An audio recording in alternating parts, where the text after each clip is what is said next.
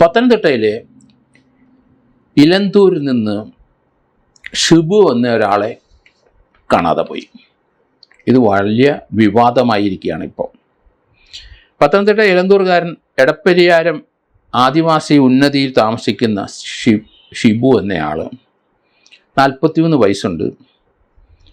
അദ്ദേഹം വീട്ടിൽ നിന്ന് പോയി സ്കൂട്ടർ എടുത്ത് പോയി കഴിഞ്ഞ് അദ്ദേഹം വീട്ടിൽ വന്നില്ല, മിസ്സിങ് ആയി.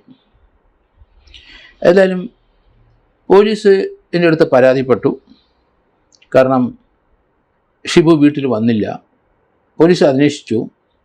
അപ്പോഴാണ് ഇദ്ദേഹത്തിൻ്റെ സ്കൂട്ടർ അവിടെ വാര്യാപുരത്ത് തോടിനടുത്ത് അവിടെ ഇരിക്കുന്നത് കണ്ടു.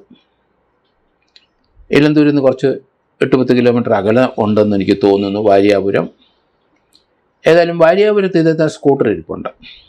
ഇന്നിപ്പോൾ 16 ദിവസമായി അദ്ദേഹത്തിനെ കാണാതെ പോയിട്ട്. എന്ത് സംഭവിച്ചെന്ന് ആർക്കും അറിയില്ല.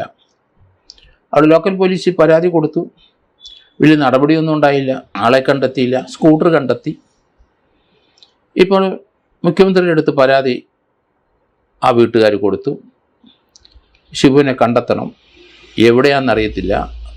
ഇലന്തൂരിൽ നിന്ന് കുറേ ദൂരെ 10-12 കിലോമീറ്റർ അകലെ അദ്ദേഹത്തിൻ്റെ സ്കൂട്ടർ കണ്ടെത്തി എന്നുള്ള വിവരം വെളിയിൽ വരുന്നുണ്ട്. പോലീസ് എന്തായാലും, മുഖ്യമന്ത്രി ഇക്കാര്യത്തിൽ ഇടപെട്ടിരിക്കുന്നു. പോലീസ് എന്തായാലും ചടുലമായ അന്വേഷണവും നടത്താൻ തുടങ്ങി. ഇന്ന് കടാവർ ഡോഗുമായിട്ടൊക്കെ അവിടെ വന്നിരിക്കുന്നു. അവർ ഡോഗിനെ ഉപയോഗിച്ചിട്ട് ഇദ്ദേഹത്തിന് എന്തെങ്കിലും അപകടം പറ്റിയതാണോ എങ്കിൽ അത് കണ്ടെത്താനുള്ള ശ്രമത്തിലാണ്.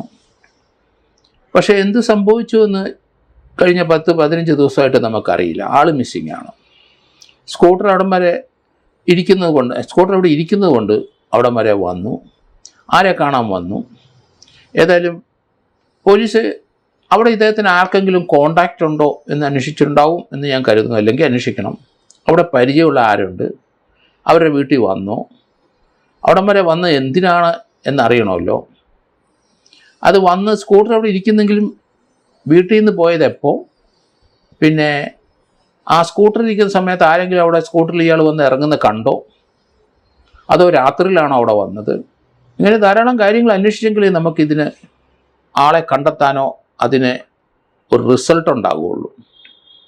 അവിടെ എന്തെങ്കിലും ഇയാളുടെ ബന്ധുക്കളോ ഇയാൾക്ക് പരിചയമുള്ള ആരെങ്കിലും വാര്യാപുരത്തുണ്ടോ എന്നുള്ള കാര്യം പോലീസ് അന്വേഷിക്കണം. ഇയാളെ കണ്ടാൽ അറിയാവുന്നവരാരെങ്കിലും വാര്യാപുരത്തുണ്ടോ? ഈ സ്കൂട്ടർ ആരുടെയാണ്? ഇങ്ങനെ തന്നെയാണോ? അവിടുന്ന് പുഴയോ അവിടുത്തെ വെള്ളം കയറി കിടക്കുന്ന സ്ഥലത്തോ അവിടെ ഇയാൾക്ക് പരിചയക്കാരെങ്കിലും ഉണ്ടോ? ആ വഴിക്ക് ഇങ്ങനെ നീങ്ങിയോ? വീട്ടിൽ നിന്ന് ഇറങ്ങിയ ശേഷം എവിടെയൊക്കെ വെച്ച് ഇയാളെ കണ്ടു എന്നുള്ള കാര്യങ്ങളൊക്കെ അന്വേഷിക്കേണ്ടിയിരിക്കുന്നു.